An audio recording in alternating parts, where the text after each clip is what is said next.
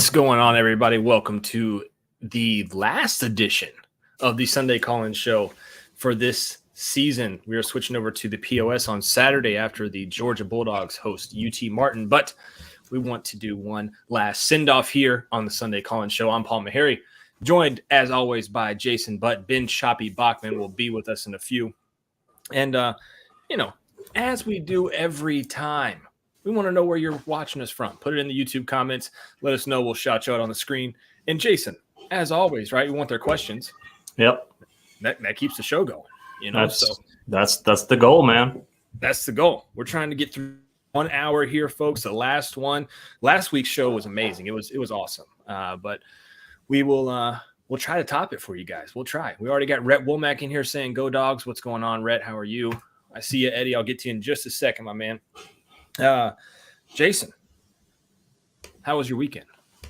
Oh, it's pretty low key. Got to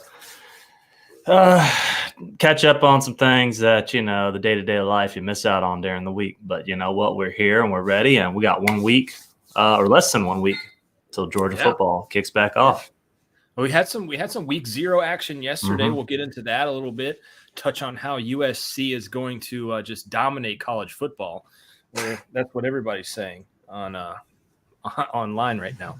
Also, Notre Dame looked pretty good too. We'll talk about that. But before we get to that, Jason, I had my fantasy football draft today. I feel like I did pretty good. Okay.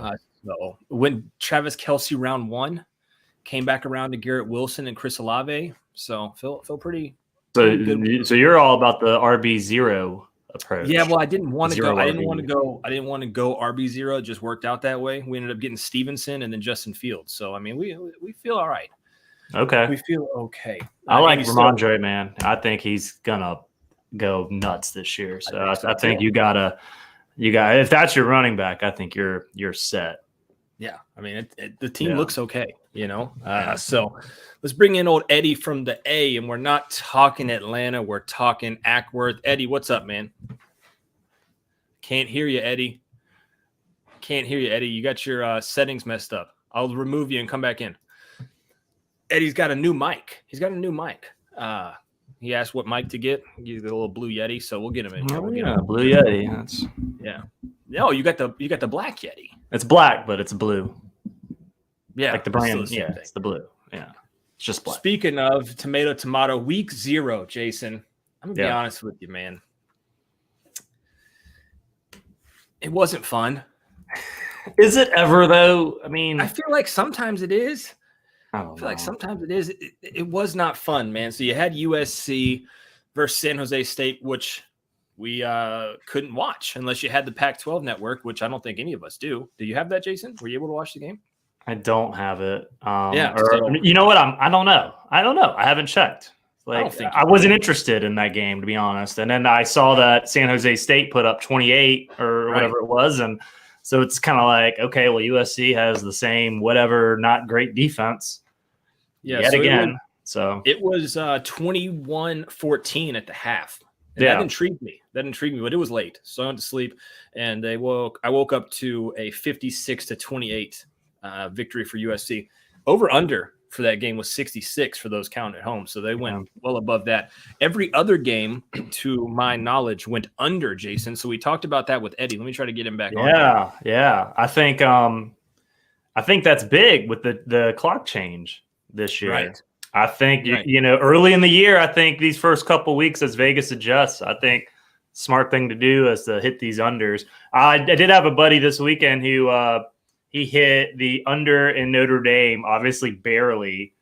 I think it was 48.5, and they totaled for 45. And then he hit the under and then combined it with the over in the USC game. So he was feeling pretty good. I went for a parlay and lost on the first leg. So that's the worst. That's always the worst. It is what it is.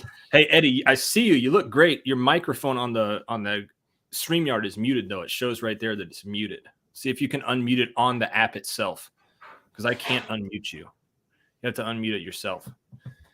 Let's bring on Andy Stowe. Andy, what's going on, man? Hey, guys. And I have the Blue Yeti as well. Hey. Do you have the Blue Yeti, Eddie? Yes. Can you hear me now? Yes, you sound great. Awesome. Sorry, working out a few kinks. I test run it with my wife earlier, and it seemed to work, and I blew it with you guys. So no, it's all right. It's all good. It's just the last show of the year. No big deal, Eddie. Not like we're trying to do a great send-off here or anything like that. Yeah. I know. I got Jason's opinion here, and we didn't really dive into it too much, but week 0, guys, I don't know. I don't know about it. It wasn't I was wanting something, and I got football a little bit. You got it out of Vandy, Hawaii for the first half with their scoreboard that was being held up by cranes. Yeah. I think that's the storyline of week 0. I don't know of anything else that really tickled my football fancy there, my itch. Shoot, I thought the best game of the day was the Jacksonville State game. That was the best game, most competitive. Yeah. That was my second leg of my parlay, and then the last 2 crashed and burned. But I actually had, I alt spreaded Jacksonville State plus 3.5. But taking it straight up. I know, but it didn't matter because it didn't matter. I just did a fun parlay. I didn't really know anything about week 0 and week 1. It's such a crapshoot. I feel like when you're trying to gamble because you really don't know. You're going solely off of last year and what you think is these teams look like with their rosters. So week 2, week 3, we should know a lot more. We've got a lot more people joining up right now. Guys, let us know where you're watching from. Put it in the comments. We'll shout you out here live on the screen. And then if you want to join up, Eddie and Andy, they've done so already. You just hit that link in the description. It'll send you into a virtual waiting room, and then we can bring you on screen. If you're a little camera shy, that's all right, guys. Just go ahead and put your comments into the comment section on YouTube, and I'll make sure that we get to them. Brett Weimer, part of the family here on the show, says, let the Notre Dame hype begin. Going to be top 10 in next poll. I could see that. Notre Dame, I don't know if it, again, I don't know if Navy's terrible. They played Navy. I mean, come on. But hey, everybody, Eddie, I know you're saying that, but everybody and their mother said Navy was the bet because Navy was going to run the ball. Yep. They're going to keep this thing close, and they pulled away. They beat them by 39. I thought they looked pretty good. I really thought Sam Hartman looked good. I was surprised that he looked as good as he did. Well, that's the difference right there, Sam Hartman. I think Notre Dame has a good quarterback, but I think Eddie's spot on. It's Navy, new coach. I kind of get the sense that, or I am skeptical that Navy being as competitive as they have been, especially as they were kind of fading over these last few years under the prior regime.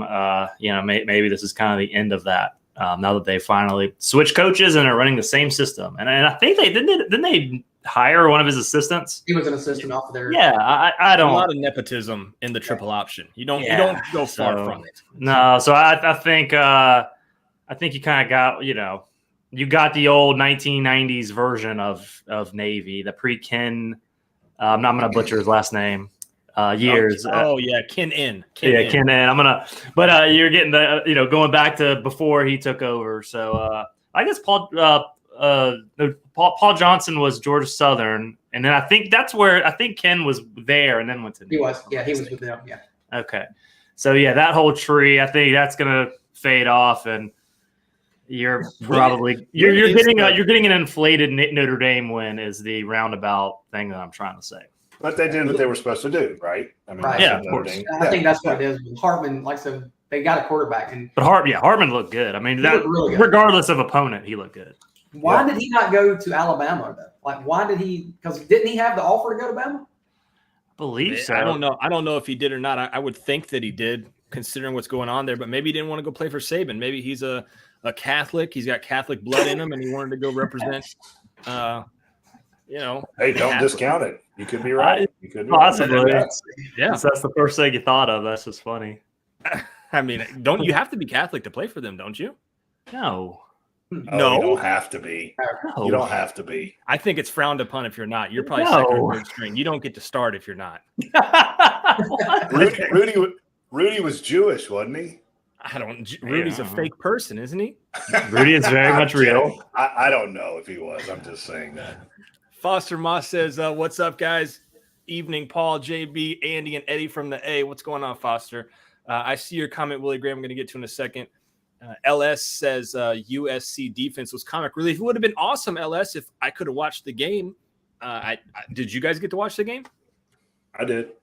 Ah, You well, can stream it on YouTube, like just Yeah, I mean, there are things that can be done if you want to watch a football game. You just have to do them. I'm saying like legally, like no.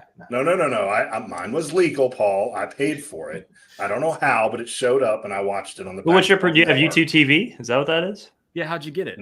No, mine is through my add-on package that I have with Xfinity, my sports package. Oh, like they were like people were just like posting it on YouTube. Like they talked about it on the forums. Yeah, so like there was a link on YouTube. Yeah, I should have gone over to Reddit college football and hey, and you missed Bears half sack. That's what he had last night. That's what I was going to bring up. He had one tackle and half sack. He had one tackle. I'm sorry. Yeah. I thought he had 0.5. Okay. No, he had one. Okay. Alex is still in Columbia. Hope it's working out, Alex. Good to see you still are with us. Last week you were there too, so good to see everything's going well. Anthony White says, good evening, gentlemen. Hope y'all had a great weekend. Hey, you too, Anthony. You too. We appreciate that. Just Alex, hot. I see your question. I'm going to get to it. Okay, that's a long-winded question that we'll get to once we start talking dogs here. Let's see here. St. Louis, Missouri for Robbie. He's ready out there. Roderick Robinson going to play this year? Yeah, he is. He's going to have to. All the running backs hurt. Yeah, he has no choice to He's not one of three healthy, right? Yeah. So here's the question I wanted to touch back on, guys. Willie Gray Jr. on the old Facebook says, "What do y'all think about the new clock stay running rules? It does." Okay, I'm gonna say it doesn't really seem to have shortened the game. I feel like it has. I feel like those games were kind of moving. Notre Dame went way faster. I mean, I'd have to. I don't know what the official time was. I guess we could look that up real quick. But it felt like it was Notre Dame and Navy. When Navy had the ball in the fourth quarter, that thing was running.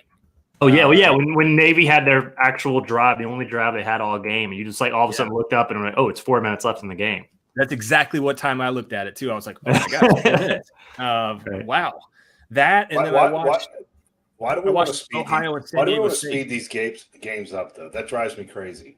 Why? I mean, it's the same with baseball. We're fans. We want to sit down and watch it. You want to shorten the game? Stop going to commercial and playing those every 5 minutes. Okay, I'll argue with baseball. I got super frustrated with pitchers taking a minute and a half or whatever it is between pitches. So I am 100% on board with that. Baseball. The shortening of baseball, Eddie, has been nothing but greatness, I think, in my opinion. No, I agree with you there. There was a lot of BS going on. You're right. You're right about that, Jason. No doubt about it. Go ahead. College football, there wasn't BS like that. There wasn't guys stepping out of the box and tightening wide receiver gloves, and doing stuff like that. True. It was 2 hours and 50 minutes. So that was the whole run. That was a run time. Yeah. Wow. Kickoff time was at 2:41, and end of the game was 5:32 for 250. So that's a big difference. Yeah, that's a lot. I mean, the only reason to do it is you're now, you're not going to, for TV purposes, you limit the chance of a 4 to 5 hour game, which then cuts into the next game and getting to and being able to get, sometimes you would have a game at a 7:30 game or 8 o'clock game that you wouldn't get to until the second quarter. Exactly. So I think that helps, but also it's the NFL has been doing this for however long it is, and I mean it's like a military thing. Yeah, and I mean, and it is crazy how the NFL has it lined up, and then they just go right into the 4 o'clock games, and then they're all done before the Sunday night game. So I'm not opposed for that reason. I actually think it's strategically it's good, and then of course I think like what is it the last 2 minutes or whatever, like it still stops anyway. So you still have that strategic aspect of it in college football. So that late in games that's still there, but I'm not opposed to the rule change, and like what we said at the very beginning, I think for gambling these first couple weeks the under is going to be major. I would think just as Vegas adjusts to this. Hey, Andy, will you do me a favor and look and see if you can find the Bulldogs versus Samford run time last year? Because that game was super fast. And I want to say that was probably 2 hours and 50 minutes. And that felt like it flew by. Because there's been many a times, guys, many a times on CBS where, like, you go to a buddy's house, 3:30 kick, you're not leaving his house until 7:45, 8 o'clock. Oh, yeah. And that's leaving like, all right, the game's over, shaking hands, kissing babies out the door. Like you're moving. That also depends on the type of game you're watching, whether it's run heavy or pass heavy, right? I mean, sure, obviously. Yeah. Willie Gray says Kirby Death March is going to take a whole half. Yeah. Was the Navy Notre Dame game is a perfect example of that. Navy's running the ball every play, and the clock's just continuously running, right? So there you go. Yeah, I know it's stopping, right? But I mean, it's stopping with 2 minutes left. But you get my point. Yeah, I think the Willie's post is spot on though for some of these fourth quarters though. I mean, with Georgia, it's like if they're up big and then it's just run.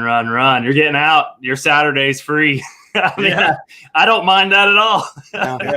I think honestly, I tell you what, sports writers who cover college football are going to love this for that reason.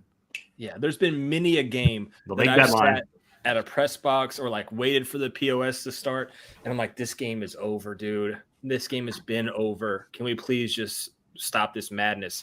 Maybe that will help, but what's going to suck though is I think when you look at a game that is like the LSU FSU game, I want as much action as I want as many plays in that game as I possibly can get. There's other games. UT Martin, Georgia, sure. Clock runs, it doesn't matter. But when it's a big time game, that's kind of, that's where it's going to hit a little bit. You're going to see time running off that, I don't know, doesn't feel necessary. So maybe. I mean, that's also middle of the game where you're not really paying attention to the time. You know what I mean? It's usually last half of second quarter, fourth quarter is when you're really paying attention to the clock. It was 2 hours and 51 minutes. So wow. Same time. Yeah. Wow. Hey, I called that. Huh? Yeah, you did. Yeah, I felt pretty good on that. And guys, remember, Foster Moss even told us Kirby and the coach agreed to cut that game short a little bit. I think they had a running clock or something like that at the end. Yeah, they did. That's they right. Actually ended. Didn't they end the fourth quarter at like 10 minutes, or did they? I think the game. Yeah, I think they might have started it at 10 minutes. Yeah, there was something like that. It was like a 10. I can't remember, but yeah. So that's how fast.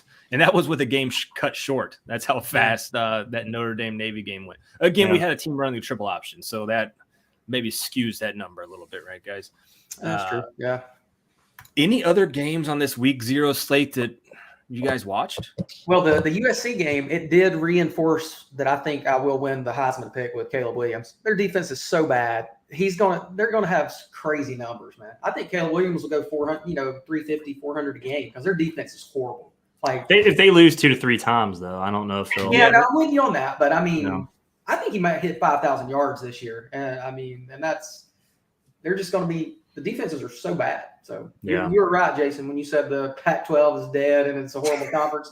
It is, but I just think there's going to be such inflated numbers. So I feel good about my pick. And for Ben, I know he's not here. Did you see that Dane tweeted? He was like, Bo Nix could win the Heisman going up against this USC defense. So, that's fun.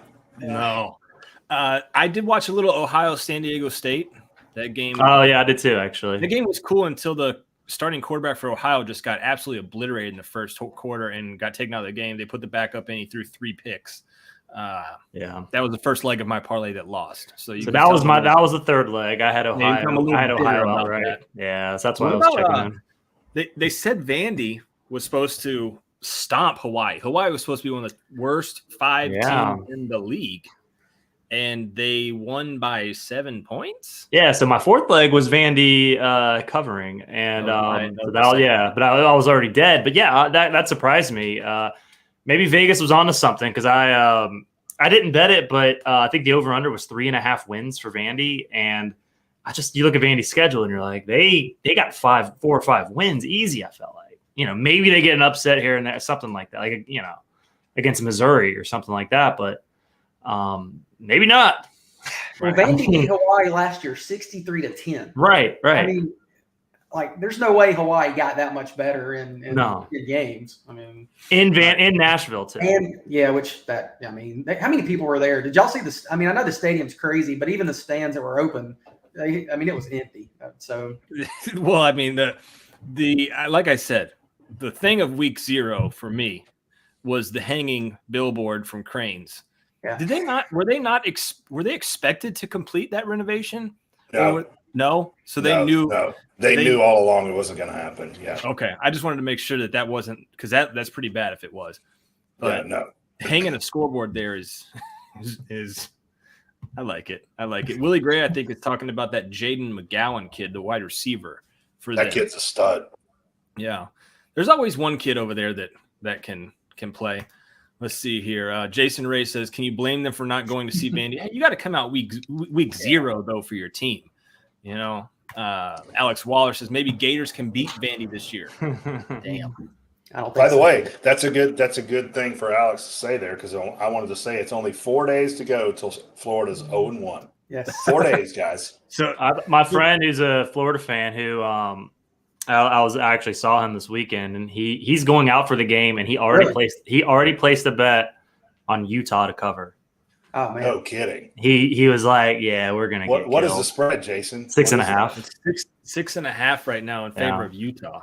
Wow. With their third string quarterback playing, not even. Yeah. Now that could be a factor right there. I'm wondering about that. Yeah, I know. Because last year, what was the score? Florida beat them. So I mean, Florida won. Yeah. Yeah. So it's like barely. Yeah, but still won. And Florida was that. No, I know. Horrible, but I mean, I don't know. I thought the whole time that Florida was going to get beat, but now that Cam Rising's out, I'm like, I don't know. It's a little different. So I don't know. And I hope they lose. Let me bring on.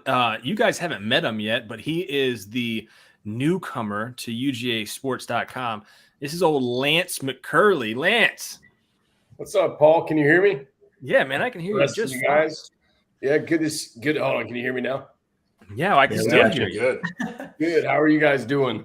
Yeah, so Lance, meet the crew. So that's Jason. You know Jason, obviously. Yeah. But then you got Eddie from the A. We're not talking Atlanta. We're talking Ackworth. And you got Andy Stowe. They're two regulars. And then we'll actually be doing a non-dog podcast soon with myself and those two guys. So they're here all the time. So you'll recognize the faces. Eddie, if it's the same Eddie that calls in a 960 to the ref, is that you? That's me. Yeah.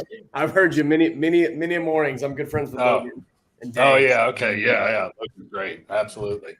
So Lance, I think you called in because you wanted to put in. You missed it last week, and not to change subject real quick, guys, but Lance wanted to put in his Heisman pick and also his 4-team college football. So do I. So do I when he's done. If that's okay. Yeah, I didn't Right. officially put yours down. I know you texted to me, Eddie, but I didn't put it down. So I'm gonna go. I know I was watching. I was eating dinner right before I was watching. I'm gonna go. If USC can run the table, Caleb Williams. All right, obviously, good pick. I like it. I'm just going with a safe pick. 14 playoff. I'm gonna go Georgia. The SEC is gonna get 2 teams in with Georgia and Alabama. I don't think Alabama wins the SEC championship game, but then I'm gonna go.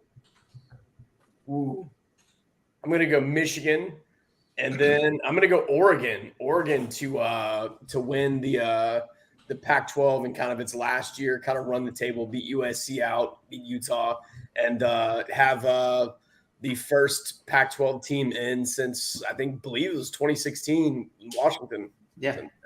But I'm going to go Oregon. I think Dan Lanning and his squad make a big leap in year 2. I took Oregon as well. Yeah, I have them getting in. Yeah, you just copied Andy's pick, so that's not very bold. It's all right. No. So Andy had Oregon, Georgia, Michigan, LSU. You've got Georgia, Michigan, Oregon, Alabama. Yeah. So okay. You and Ben are the only two that picked Bama so far. Just saying there. It's not bad though. It's not bad. What's the reasoning behind Bama instead of LSU? I think that Bama finds a quarterback. They're a lot deeper than LSU, and I think that this Bama team's probably going to be a little bit hungrier. People keep saying that, Lance. People keep saying that. I know. I mean, who knows? I mean, according to someone on the board, they were going to run the triple option. Hey, but Lance, let me ask you a question. Weren't they pissed off last year? And they were. We were all dead. I mean, it was over after Georgia beat them 33-18, right? Yeah, that is true. I would say LSU would probably, if I had to substitute, I'm gonna go LSU. I just don't know if LSU has enough depth right now, though. But who knows? Do you think finding a quarterback costs them a loss, whereas LSU's set at the quarterback position? Ooh, and I don't know. Yeah. I don't know Bama's early schedule, so it may not matter. They may have cupcakes too. I don't know. I'm not looking. They got Texas. Just a question. Yeah, Texas. That's early. You're right. Yeah. Yeah, I mean, they could, if they struggle at the quarterback position, that's obviously going to be a loss. I think, in 2 weeks, I believe it's in Tuscaloosa this year. Yeah. But who knows? Who knows what what this what some of the I don't think it's going to be Milroe, to be completely honest with you. Who do y'all think it's going to be starting? Well, that's what I was about to ask. Has there been there's got to be some type of spillage out of Alabama on this. Who's the lead dog right here? Hey, Eddie, who's the guy that calls in on Bill Shank's show from the Boomo Buck show? What's his name? He's in Alabama. Brent Beard. Beard. So he said that it's going to be Jalen Milroe, but like they were talking about Dylan Lonergan. They were saying they like him a lot. They're saying that Lonergan maybe the best pure thrower on the team. Yeah, I heard that as well this week on an Atlanta news station, that he was getting first team reps in practice last week. So so I think Milroe will starting for Bama. I think he'll start out as Milroe, and if he falls, they're going to make a change. Then Lonergan comes in. Yeah, that Texas game may be key. Maybe so. Yeah. Kind of keep an eye there. Our man Foster, he's got his ear to the ground. Says he's been hearing Milroe the most. So, Carl, man, I appreciate that, Carl. Yeah, hit the like button. Yeah, hit that like button. Let's show Roddy and the gang that we get down here on Sunday nights, guys. Let's see. Alex Walker would like to add USC, Ohio State, Michigan, and UGA. Two. Wow. Two. So both just like last year. And that's 3 Big Ten schools. Yes. Right. Yeah. You want to look at it that way. Yeah. That's tough. Oh, guess who's starting at? I think he's starting at linebacker for Bama. Tresman Marshall. Yeah. So good for him. Good for him. I know that. Oh goodness, Schumann put out a really nice post when he left and didn't have anything bad to say about him. So I hope it works out for him over there. It just goes to show you though the depth that Georgia has. If he wasn't going to start for Georgia and he's now starting for Bama, that's how the times have changed. If someone would have told you that 5 years ago that a guy that could not play here is starting at Bama, you'd be like, you're crazy. It's something else. There's no way. Fox said Bama's just waiting for Julian Sayin. He looked good last night. Yeah, might be. He's their Dylan Raiola. So we'll see. Randy Payne, the man, the myth, the legend, says go Dogs from Tifton, Georgia. Go. He says this every chat, guys. Go 3-23. That's his thing. I like that. That's 3-23. That's a good hashtag. That's his thing. Randy started that, I think, on the POS. Man, I think he said that on the night that Georgia won the second one. He came in here and said this exact message. I think he just keeps it in his notes because it doesn't change. It has the 100 emoji. It's got the 3. I mean, it doesn't change. I like that, Randy. Hamilton says the greatest live show on YouTube. That's so sweet of you, Hamilton. Hamilton's a nice guy. I know Hamilton. Actually, he dates my wow. How can I even say it? He dates my wife's neighbor's daughter. No, my wife. That would be your neighbor, right? Yeah. I left out a person. I left out a person. Yeah, my wife. Maybe we don't know, Jason. My wife's parents' neighbor's daughter. There we go. Okay. We got it. Where we go, Lance. Before we get you out of here, unless you want to stay, you can hang out.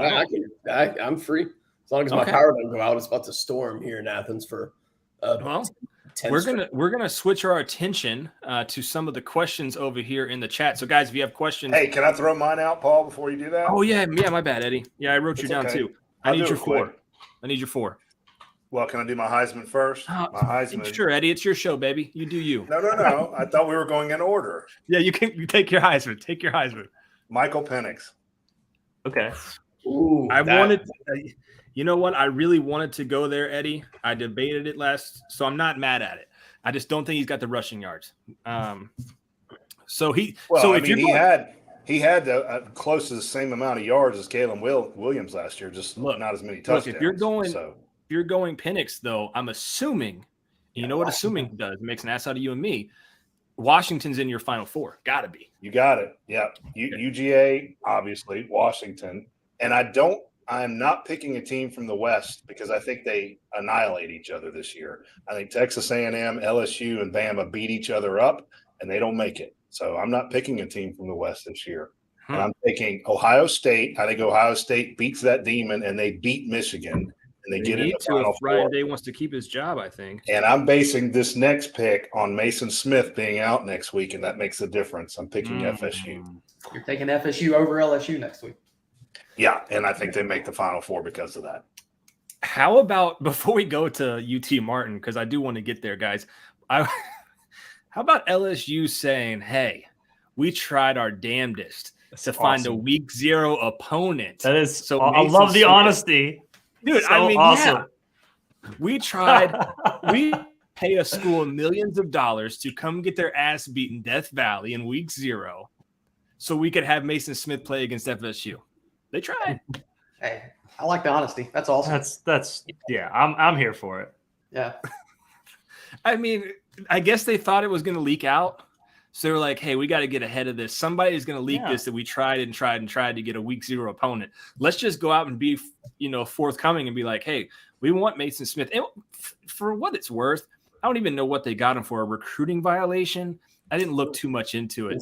Something dumb like that. Yeah, it was I think he took money for signing his name or something before NIL started. So. Receiving improper benefits. Yeah. This is just the NCAA saying, hey, we can't govern much, but damn it, we're going to keep one of the top 3 players out of the Sunday night game. And you're gonna talk about it because we still have some type of governance over these schools. I don't like that, man. Asinine. Yeah, what good does that do the game? What good does it do the player? And it's such an archaic thing to still act like you can police somebody for their likeness, even if it was before NIL was set up or whatnot. Like, get out of here. Signed his name. Meanwhile, his teammate Harold Perkins is probably making over $1 million, I would imagine. Sure. Mason's probably making that too with NIL. Oh, yeah. Like, come on. So stupid. I like this, guys, to kind of go into, because October is a September, October-ish. This first part of Georgia's schedule isn't the most fun. So this is a good question from Craig Patterson. I haven't seen you here before, Craig, but that's a sharp-looking photo you got there. That's a good-looking house. Those are custom cabinets back. Yeah, custom cabinets back there. You got money, Craig. I can see it. You can't hide it. He says odds that BVG and Stockton both get more than 25 snaps before end of October. So are we talking combined? Yeah, that was my question. If it's combined, yes. 100%. No, that makes it too easy. Makes it too easy. Let's say individually. Yes. Individually? 100%. Really? Or the end of Look who October. they're playing. Tennessee Martin, Ball State, and UAB. Yeah. I don't know if Stockton will get more than Craig, 25, though. Craig did clarify. Each, Said each. Yeah. I think BVG for sure. I don't think Gunner, I agree. I don't think Gunner gets there. I'm with you. Yeah. I think that's too many. Snaps. I think you'll get Tennessee Martin. I think they'll both get maybe 10 snaps apiece in Tennessee Martin. Ooh. Yeah, that's what I was about to say. Yeah, Either you think BVG gets 10? At least 10, and Stockton gets several. I think 100%, 25 each by the end of October. Because you got to add Vanderbilt and Florida. Florida sucks. You'll get a lot of snaps in those games as well. So, hey, let me write that down. Is that game in October? We're talking about the whole fourth quarter when we talk about these reps. Tennessee Martin, yes. Florida, even if you're up 38-0, I don't know if anybody's coming in until 5 minutes to go in the game. Right. Look, who was the last quarterback that was a third-string quarterback for Georgia that got playing time under Kirby Smart without it being some type of injury-related right. I can't think. I mean, it would be a late game. It would be a blowout where it's the last series of the game. Last year Carson Beck came in. Yeah. And then BVG came in last series of the game. Yeah. He would. Beck would get 10 or 15, on some of the blowouts, and then sure. And then Vanderbilt would get 5 or 6. I mean, even if it's just handing it off, is he talking about throwing the ball or just handing? It says snaps, so it would just be all snaps. Yeah, because if that's the case, he'll get stats a minute. Hey, I hope his stat is correct, because that means we're just kicking everybody's ass. Exactly. Yeah. Yeah. Yeah. Let's see here. Craig says that was a work project photos, not my cabinets, not my circus. You can't fool us, Craig. You can't fool us, Craig. Somebody's, yeah. We see them. Kenny Berger says, I think some people may be selling Bama a little short. They recruited 9 5-stars last year, and I believe 4 or 5 stars the year before. You got to have a quarterback, KB. Am I right, guys? I mean, well, yeah. Of course. Well, yeah, but like, you have such an unknown there, and I just look at, is the defense not going to be as susceptible in the back end like they were in those big games that they were a year ago, where you saw Tennessee, throw all day on them. You saw LSU take advantage of them. I think that they still have some questions, and it goes back to your point. Good for Tresman Marshall, but it seems like it's a little different. Tresman Marshall starting on defense at Bama couldn't get playing time at Georgia. So was he third team here in Athens? I mean, yeah. So I mean, if he wasn't going to play till the fourth quarter in Athens, so I don't know. It's LS. I think you are right. Brock got into a game. I think a couple times. I think he did last year. Yeah, he did. Taylor says, "Nice pod discussion. Go Irish." Hey, Taylor, we appreciate that. Appreciate you so much. They are the nicest people, Notre Dame fans. Nicest. Oh, no doubt. It's and what a cool scene in Dublin. Yeah. That was just so cool. It's really because they're all Catholic. Yeah. Joshua Hammonds. Ooh, this is a good one, guys. We'll go around the horn here. I'll start with the newbie, Lance, right. And then we'll go to Andy, EFA, and then we'll go to Butt. And I see it. I see Dylan Bell at running back. We'll talk about that. UGA wins 3 straight. Quote from Joshua Hammonds: UGA wins 3 straight national championships if blank. End quote. Lance, you're on the hot seat. If Carson Beck can match the swagger and kind of can handle the pressure that Stetson Bennett had. Ooh. Keeps it simple. I like it. Andy, UGA wins 3 straight national championships if the defensive line can get good pressure up the middle and all the edges, get some sacks, because then the DBs will be a lot better and nobody will be able to do anything. Defensive line. I like that. Eddie from Ackworth, UGA wins 3 straight national championships if. Can I take the Carson Beck one step further? Absolutely. If Carson Beck comes in and there's 2 minutes left in the game and we have to have a score and he leads us down the field and gets that, that's what we have to have from him. And we had all the confidence in the world that Stet could do that last year. Can he do that? Jason, because it's going to happen. UGA wins 3 straight national championships if. Simple. Dominate the trenches, both sides of the ball. Yeah. I like all the answers. I'm not going to ask myself the question. So why not?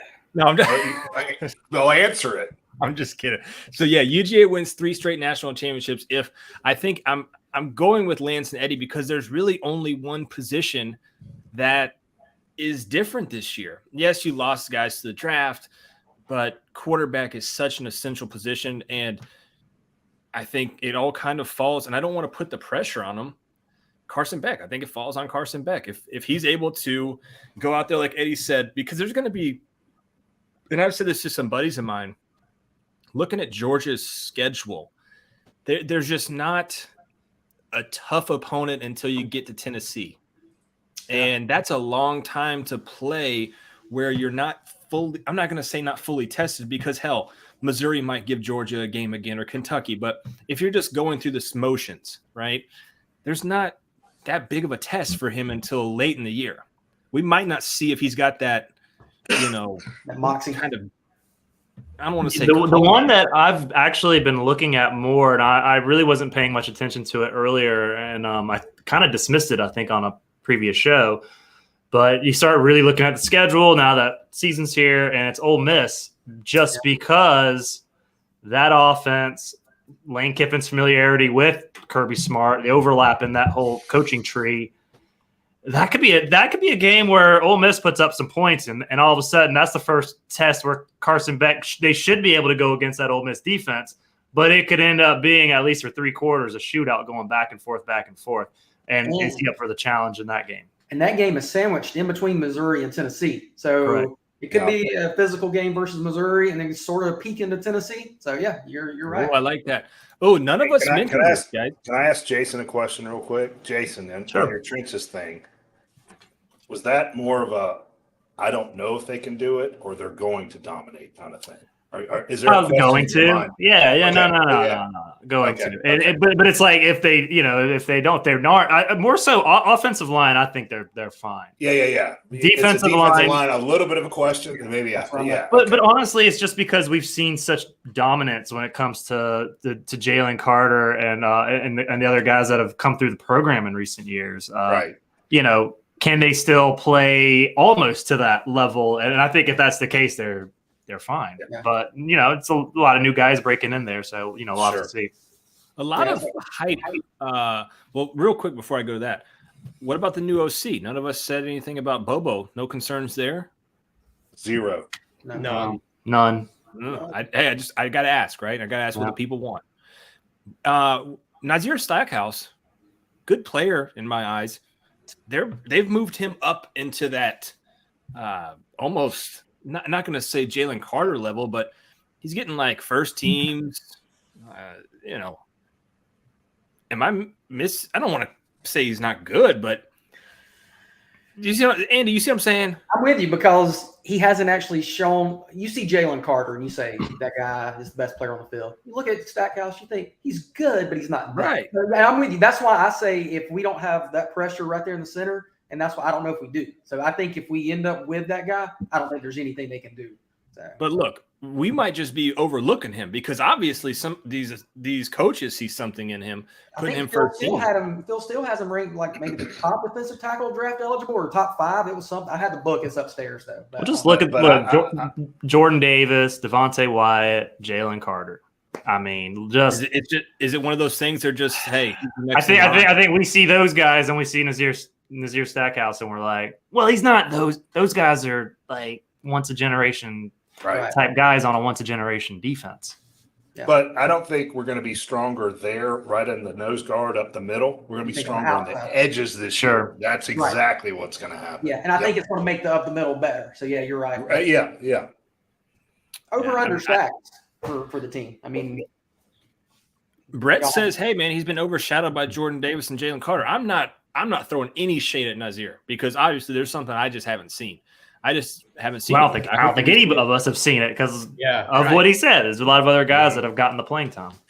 Question here, guys. We've seen it a good bit. Let me get to it real quick. Man, we got to talk about Dylan Bell though. I'm interested in what people say about him. So Swan Sullivan Nicholson, hell of a three name right there. Swan Sullivan Nicholson. I'm jealous. You want to trade names? Yeah, hell of a name. Says Dylan Bell at running back. Yes, there was some talk about Dylan Bell getting some snaps at running back. How concerned are you guys? Lance, I know you're not a fan. You're a journalist, so answer this a little bit different. But Eddie and Andy, how concerned are you guys with this running back rotation? You have to, after hearing the news of Branson this past week, you have to feel a little off. No? Andy. Go ahead. Go ahead, Eddie. Yeah. Sorry, I didn't know you were asking.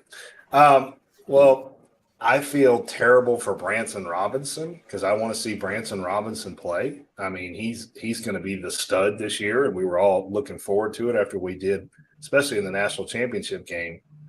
But I just keep going back to last year when we were all like, oh, my God, we just lost Nolan Smith in the Florida game. We're never going to win a national championship now. He was the leader on defense, and we just went out and won 15 games. We went 15-0.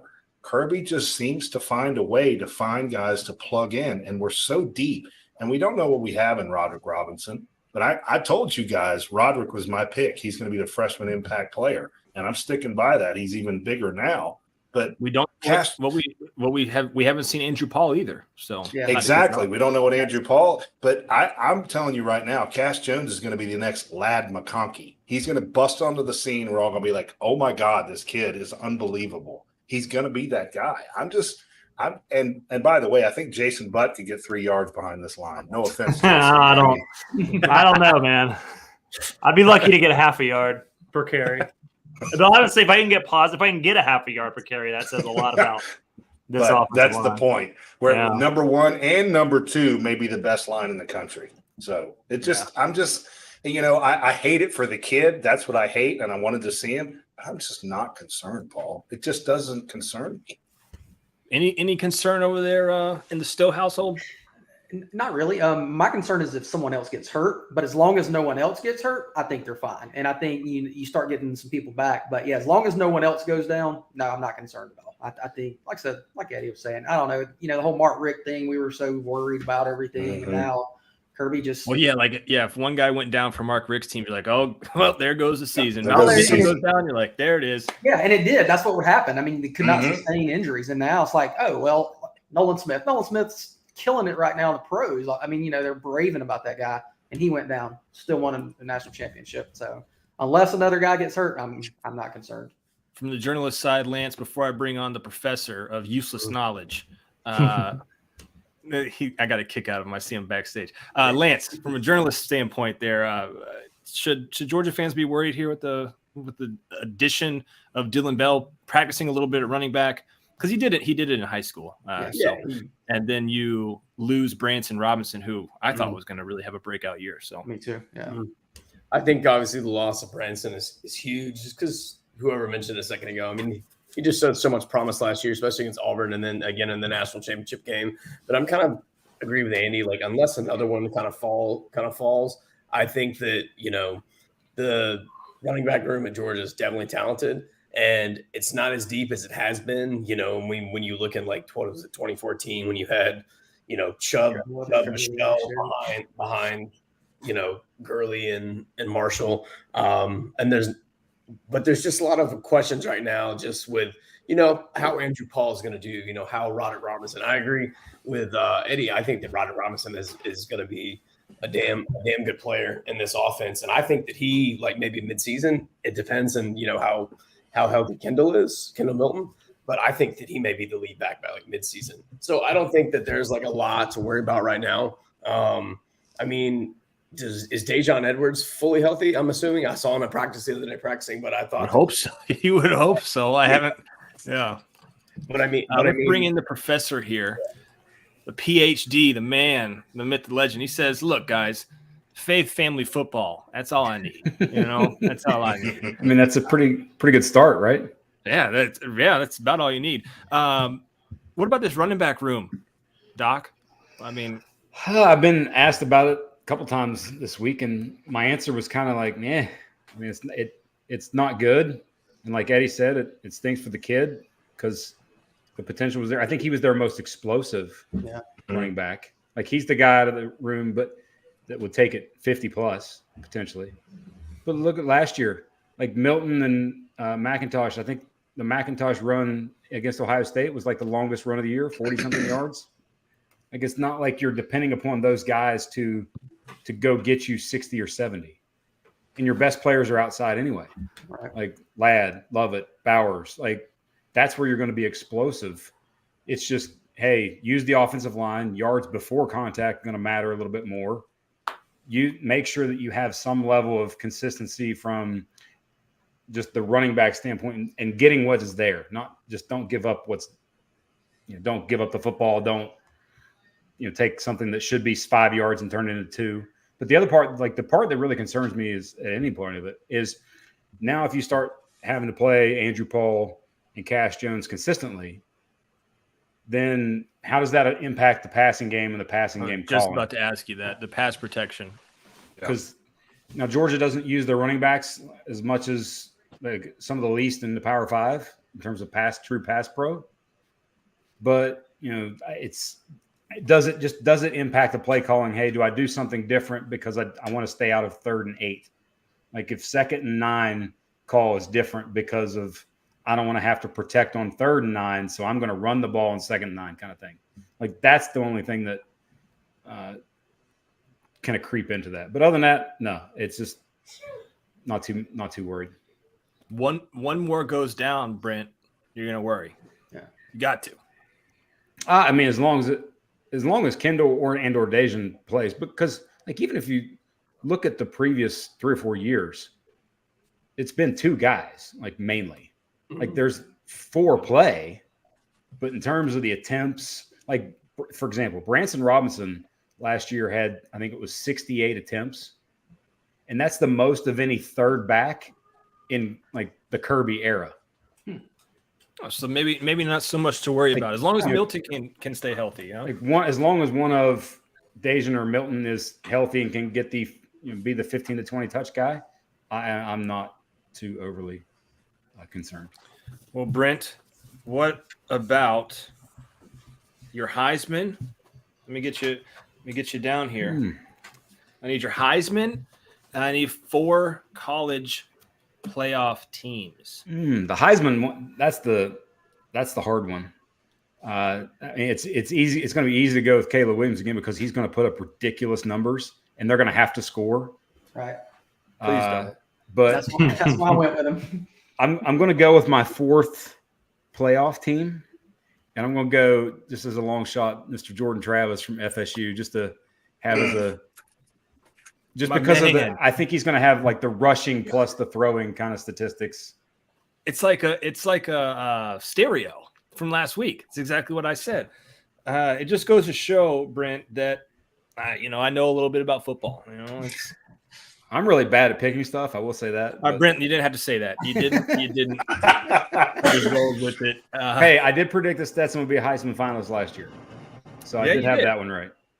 You did. But no, okay, so Heisman, there's that. What was the rest? Your 4 team.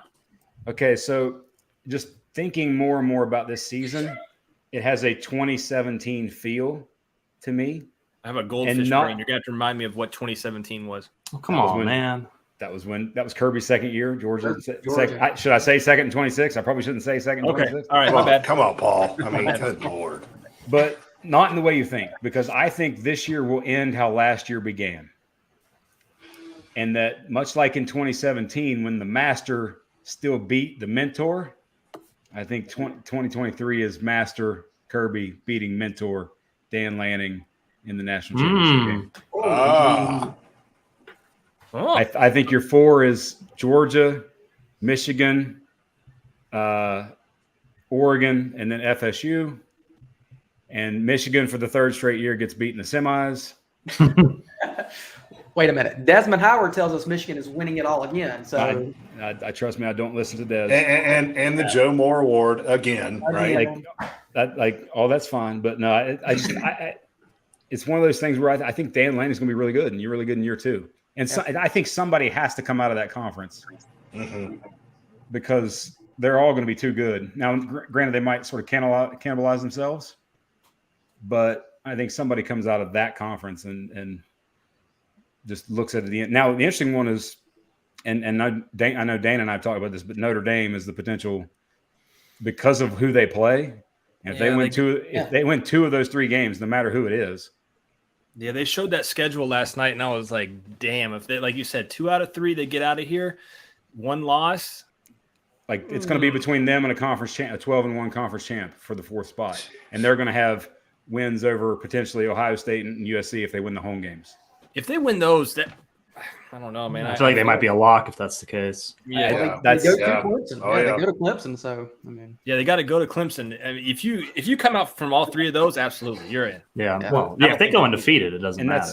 That's kind of why I went FSU, because I could see FSU losing that first game, and then maybe running the table, and so they win at Clemson, but Notre Dame doesn't. So then in the end of the season, it's, hey, FSU beat Clemson at Clemson. Notre Dame didn't. That's why we put them in. They're a conference champ. See, Brent went way deeper than I did with mine. I mean, he's into week 10 and week 12, like strategizing what happens. I didn't go that deep. I'll tell you, there's one more person in the waiting room here. We've got 5 minutes left, guys. We're just going to go 7 bucks here. I can tell you for sure he did not go deep on any of his picks. Ben Choppy Bachman. Thanks for joining us, Ben. Well, how are you doing? Well, no. So I had a family member's car breakdown, so I've been dealing with that assault, as I call it. So I'm currently in the car, so I'm You can trying drive? to multitask. Yeah. Don't call the cops on me right now. Not good situation. But I think last week What does that mean? I had some controversial takes according to a lot of people, but I think I'm the only one here who's taking Penn State in the playoffs. Yes, you still are. Yes. Ben, Well, I'm because gonna be honest with you, Ben. Jason's with me on the Drew Aller hype. So I am on the Drew Aller hype. I just don't have him in I'm the not going to playoffs. pick him to win the Heisman, but if he's a finalist, that wouldn't shock me at all. He's going to be one of the 3 or 4 most talented quarterbacks in the country, but I don't know if I trust the coach with him. But I'm still going to reiterate. I agree with Eddie, and I think Paul, and maybe someone. Brent, did you pick FSU? Because Yes. I was FSU. I think returns the most production in the country, and I think they beat LSU narrowly. So that's why I have them. If they just beat one of Clemson or LSU, I think they're in. Because they're going to want that league to get a team in the playoff. I don't think a lot of people are predicting 2 SEC teams, 2 Big Ten. I don't see that happening. I think the committee is going to want at least 3 conferences in there. I'm also riding with I'm the only reason I'm picking Alabama, and I don't know if Lance talked about this earlier, but all their big games are at home. That's the thing that, do you really think LSU is going to beat them back-to-back and beat them in Tuscaloosa without a quarterback who's a Joe Burrow? Like, Jane Daniels is a good college quarterback, but he's not a Joe Burrow. So that's why I think when you look at Alabama, every tough game is at home. And that's the only thing that when you look at Nick Saban, every big loss he has is on the road. Lost at Tennessee, lost at LSU, lost at A&M, I believe, that one year. He doesn't lose at home. It's like Kirby. Kirby never loses at home. So that's why I have them. And then I said I took Penn State because I think I trust Drew Aller more than I trust the other 3 quarterbacks. I know he hasn't played a ton, but I've seen that kid in high school was special. And I've seen that roster has a top 5 pick left tackle, has one of the best running back tandems in the country, has a right tackle. It's going to be a first-round pick. It's one of the best corners, has one of the best linebackers. I've seen that roster up and down. I'm telling you, they're also at home against Michigan. I said I was picking whoever was the home team between Penn State, Michigan, and then Georgia Georgia to me, I don't see them losing on their schedule. I don't see Georgia losing. So those are my 4. Hey, Ben, before we let you go, because it sounds like you're in a tough spot, brother, and I just don't want to hold up. You do have to tell us if you're in the commissioning of a crime, because you've looped us all into this now, potentially as accessory. No, I'm not in an actual crime. Okay. I'm not. Okay. Again, Well, Paul, his picks are criminal. And we can go that way. I just wanted to make sure, Eddie, because we agreed on 2 of the picks, so I don't think it's completely criminal. I just wanted to make sure, Ben, because but Paul, I did want to bring something up to you. Speaking of criminal, you remember earlier in the offseason you were very hyped for one thing, the Swamp Kings documentary. I was. How trash was that? I didn't watch it. It should have been littered with criminal activity, but it wasn't. Yeah. I'm 1 episode in, and it's just an Urban Meyer fluff fest. Yeah, apparently Urban Meyer's PR team I had won't to be sign off watching on that it. then. Yeah, I'm not watching it.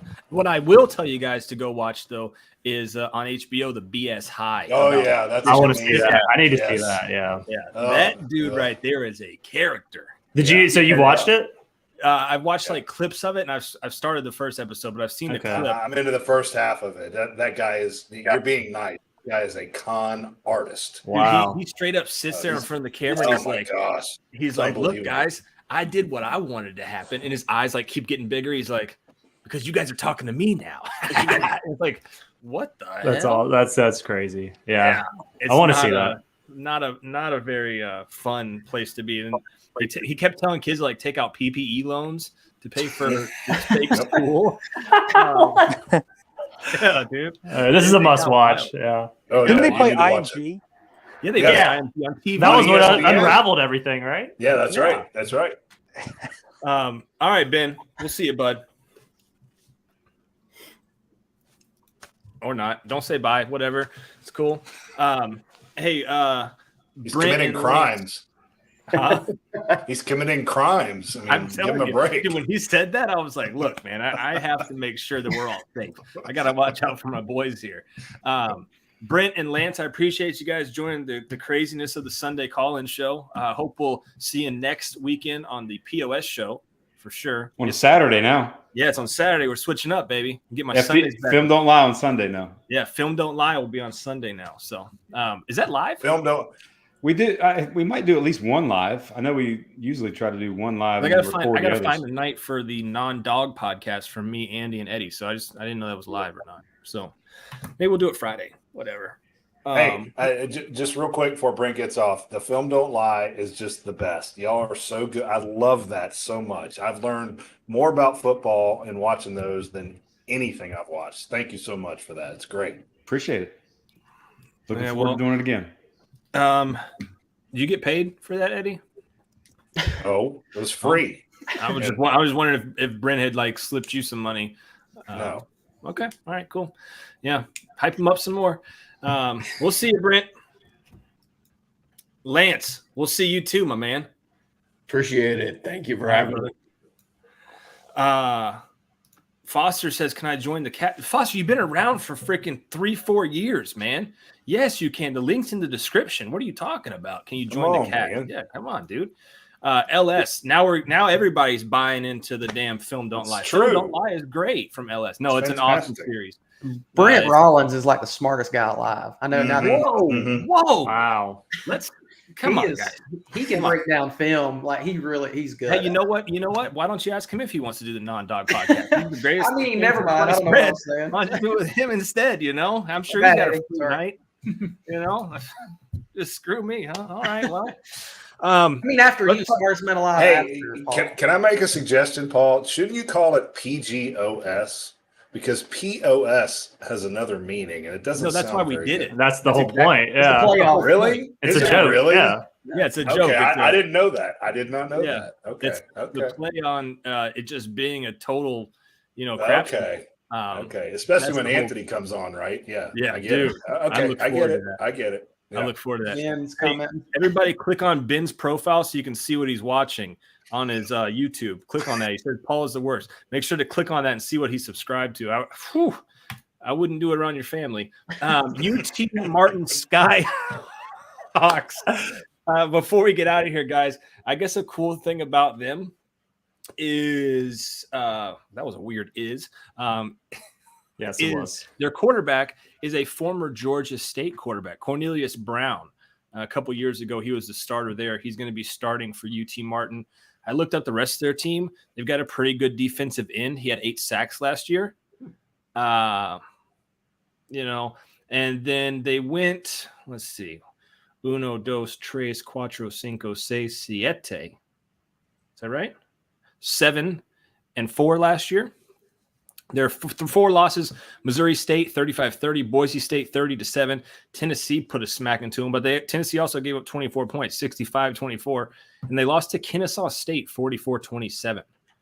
So I don't think we had a question in the group me, the coworkers group me about the spread, and Patrick Garvin's pretty good with this. He said -50. Oh gosh. You think they're going to post a spread? They may not even post they It'll be like the day or 2 days before. Yeah, it'll be like Friday night, Saturday morning. Just because it's and then Patrick actually made this point, and I didn't think of it because it's FBS and FCS. Those games typically are a day or two ahead of time. Okay. Yeah. Man. So he said -50. I don't know about that, but that's what we're. Well, wasn't Samford? I think the Samford spread was around there, like -50. Yeah. Dang. Yeah, and then that game ended up being like 33-0. 33-0. Yeah, I would take the under, guys, if it's 50. Just from this clock running, Kirby's going to want to get out of there, no injuries. Also, it's probably going to be hot, as you know what. Yeah, but that doesn't mean that the big plays don't happen. And Bobo and Beck are going to want to put up some points early. 50 points. Do you think they win by 50, Jason? They could, but I think that depends on. It obviously depends on if the defense pitches a shutout or holds into a field goal. If the defense gives up a touchdown, that you have you have no margin. Yeah, if it's 50, you're not betting that. No, it's just not worth it. And if it's 30, let's say 38-0 at halftime, he's throwing all the second, third stringers in there, and you don't know what you're getting, right? And then they may give up some garbage touchdown, and we may not score. That's the problem. It's going to be a practice. 50 is a lot. Yeah. Yeah, Foster said Jason's going to give us a spread Friday morning, -50, -56. Yeah, I would take the under. That's incredibly high. You're saying you would take UT Martin. Right now. You would take UT Martin plus 50. Not the plus under. 56. You take E2 Martin, right? Yeah. Isn't that what you mean? But I bet you the over-under is probably going to be around the same because you would assume that UT Martin's not going to score much. So you're probably talking over-under 60. Yep. Either way, guys, this will be a game you can leave at halftime and then go hang out downtown and see what's going on down there. Night game. What? It's a night game. It's like 6:30, right? 6 o'clock. Yeah, that's a night game. Yeah, so then go downtown and chill. Yeah. Do you chill downtown? Well, there's some you get downtown Athens. Athens. Come on, Paul. You get crunked. Come on, Paul. Yeah, there's some places you can chill down there. I'm not going to say where. There's some places that let you in for free if the game's still going on. I don't know. I'm not going to let you know where, but I'm just letting you know. I think we know what you're talking about. There's some places you can go. So with that being said, guys, thank you so much for everybody that's joined throughout our off-season special of the UGA Sports Call-In show on Sunday nights. It's been fun. Some nights we've come on here and it's been the dog days of summer, man, and we've just tried to get by. And I appreciate Jason Butt so much for coming on with me every week. And Ben, as much as I hate to do this, I appreciate him as well. And Eddie and Andy and everybody else that calls in. It makes the show go by a lot smoother and faster. And everybody in the comments as well. You guys help us out a ton. So if you're looking for us next Sunday, we won't be here. That's because we switch over to the POS, the post-game overreaction show. So we will be live on YouTube, I would assume, if the game's going to be 3 hours long, Andy. We'll be here around 9:30. So come and join us after the game on Saturday. And that show is for you to overreact. Okay, guys, we're going to overreact. You're going to hear some hot takes here, but that's what that show is meant to be about. It's not just a recap show. We're going to overreact about some Georgia football and other football. So any last words, Eddie or Andy? No. Go Dogs. Let's get this done. Right. It's game week, boys. I mean, come on. It's time. It's fantastic. It's time. Anything from you, old JB? Because I don't think you're going to be with us on the POS. You got editing to do, or are you going to be there with us? I'll hop on here and there. Editing / what just happened? Yeah, right after the game. Hey, by the way, Jason, great article on the wide receivers. That was awesome. Appreciate it. That really makes you feel good in the wide receiver. Well, really, every single position. I mean, it's kind of redundant, I know. honestly. Yeah, you're sitting there looking at each one, and you're just like, oh, well, this class is great. This class looks great. So yeah, but it's a matter of not missing. Yeah, wide receiver at Georgia traditionally has been that too. Guy and nobody else, and we just kind of it's interesting. This is probably. I'm definitely interested in Lovett, and McConkey too, for that matter. I mean, because Lovett might actually be, kind of like Pickens, where you're like, this guy can be a one in the NFL. So I'll be interested to see how he plays out in this Georgia offense. But then you look at 2, 3, 4, and 5, and you're like, they got some guys. And Georgia, like you said, historically they haven't had that. Well, with the halfbacks being a little, injured, do y'all think they'll start running, even give the ball to Ladd more on reverse sweeps and even Brock Bowers? I mean, do you think they get more? I don't even necessarily know. But I don't even know if it's necessarily you're like, how do we get the run game going? I think it's spread them out. Part of the offense. Ball. I mean, I just think the offense, you be aggressive and you throw the ball. I mean, I think that's what Monken wanted to do. That's what Bobo's going to want to do. And Kirby's going to give him the freedom to do it.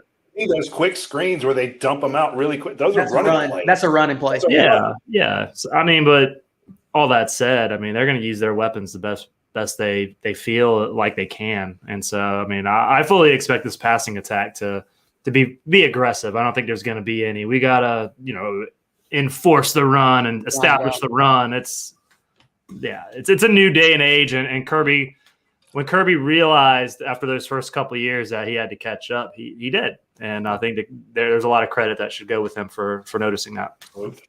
And there should be a lot of credit given to me to end this show, guys. We appreciate you so much. Sunday Call-In Show presented by UGA Sports. I'm Paul Meharry for Jason Butt, Eddie from Ackworth, and Andy Stowe. Thank you again for joining us. We'll see you next Saturday after Georgia's 1-0 over UT Martin. See ya. Go Dogs.